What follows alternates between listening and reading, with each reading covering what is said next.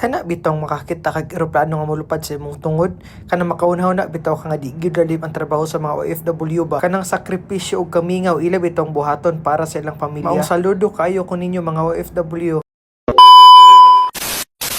So ganiyang kadlawon mao pag ipagtulog nato kay mubangon na punta. Ni matag utag mga laon na kapin sa kadlawon kay atong flight mangud karong adlaw kay alas 5 sa buntag. Ya mangandam pa pud ba ta og manghipos ta sa atong mga gamit. Check out tag dayon ta, dayon pagkahuman di kuha na pud dayon sa atong maleta kay atrom ning gibili nila diri gud. Syempre manot brush gud ta daan para mahumot-humot pud atong babaw. Pagkahuman kay lakaw na pud ta, guid sa atong maleta, naog sa escalator. Pagkahuman nga na-check in na nato atong bagahe kay pangitaon na pud nato kung dapita ang immigration diri.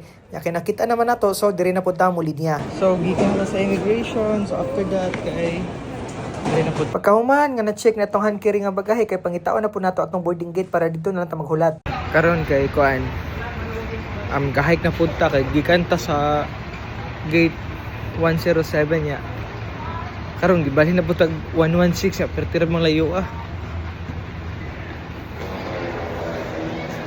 patadapit sa gate 109 pa. Kita pa tagahan ko na ni ang atong boarding gate.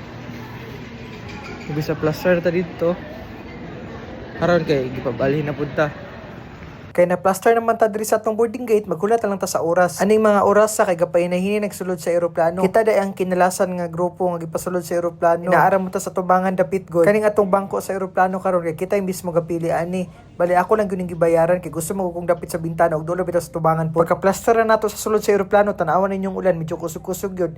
Medyo nakuyawan pud taning mga orasa. Medyo na delayed pa gyud ni gamay ang flight karon. Imbes 5:55 mong gikan, nakagikan may mga alas 7 sirado na. Makita na nato din ang ibabaw sa Manila Medyo daghan-daghan na balis Manila. Dool na gyud sa Hong Kong. Yung first time pud din nato makakita og aircraft carrier bitaw tanawan na ninyo. Kay nakalanding naman ta so mangita sa kaparkingan atong eroplano.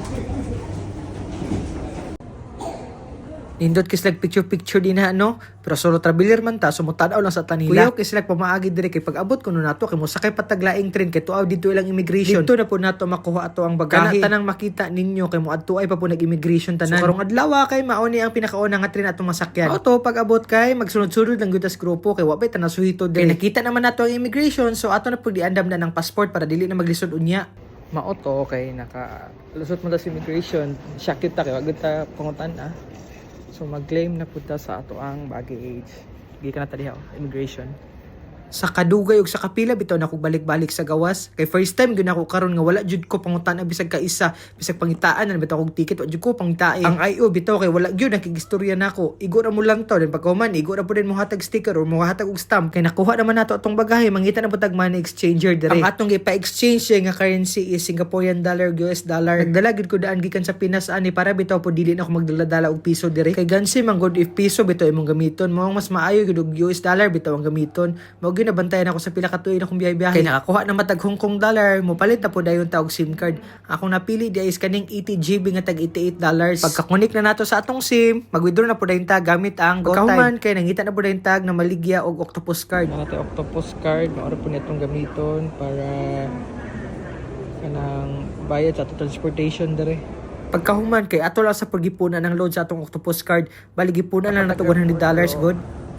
Mangita tag train masakyan Padong City lang di pa ta masagan try lang nato naanatag MTR ning mga orasa bali mo stop ta ka dito sa Hong Kong nga train station. Medyo layo gid nga biyahe, siguro mga 25 minutes pud nga biyahe. Pagpadulong na mo sa Hong Kong train station medyo nalingaw pud ko sa biyahe kay dagko pa jud kayo ilang mga lasang diri. Kana bitong makita nimo nga preserve bitaw gyud nila ilang mga kahoyan. Kay naabot man ta sa Hong Kong train station, mo transfer na pud dayon ta sa red line. Mo transfer ta kay panaog man gud ta dito sa Mungkok. Twin one line